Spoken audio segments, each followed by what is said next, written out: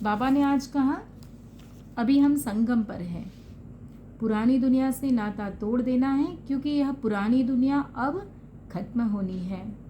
संगम युग की विशेषता है कि यहाँ हम पढ़ते हैं संगम पर, और प्रारब्ध उसका फल हमें भविष्य अर्थात सतयुग में प्राप्त होगा। गीत, दूर देश का रहने वाला आया देश पर आए। तो सबसे ज़्यादा दूर परमधाम से परमात्मा शिव बाबा आते हैं। फिर बाबा ने कहा, झरमुई छगमुई में अपना टाइम वेस्ट नहीं करना, पर चिंतन में। माया कोई भी उल्टा काम न कराए, यह ध्यान रखना है। संगदोष में आकर कभी लूज नहीं होना है। देह अभिमान में आकर किसी के नाम रूप में नहीं फंसना है। परमधाम की याद के साथ साथ बाप को भी याद करना है, क्योंकि घर को याद करने से विकर्म विनाश नहीं होंगे। घर में रहने वाले शिव बाबा को याद करने से विकर्म विनाश होते हैं।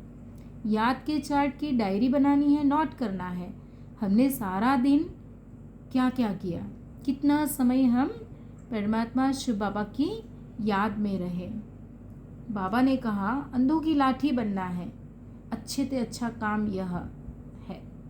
शरीर निर्वाह के लिए समय तो है, रात को नींद भी करनी है। आत्मा थक जाती है तो फिर सो जाती है, शरीर भी सो जाता है। तो शरीर निर्वाह के लिए, आराम करने के लिए टाइम तो है।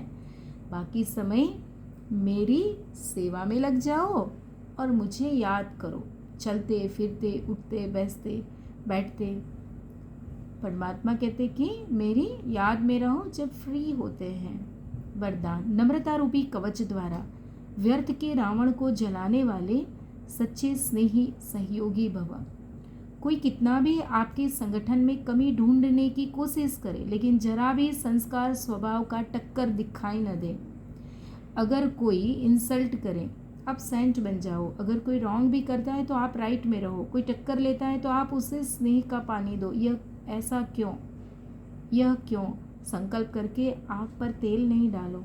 नम्रता का कवच पहन कर रहो।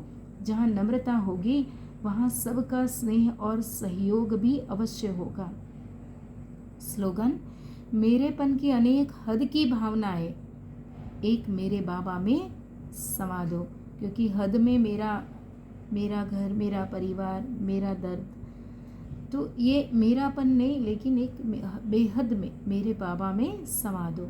अव्यक्त इशारे, रूहानी रॉयल्टी का फाउंडेशन संपूर्ण पवित्रता है। जितना हम पवित्र रहेंगे उतनी हमारे अंदर रूहानियत दिखाई देगी। ओम शांति।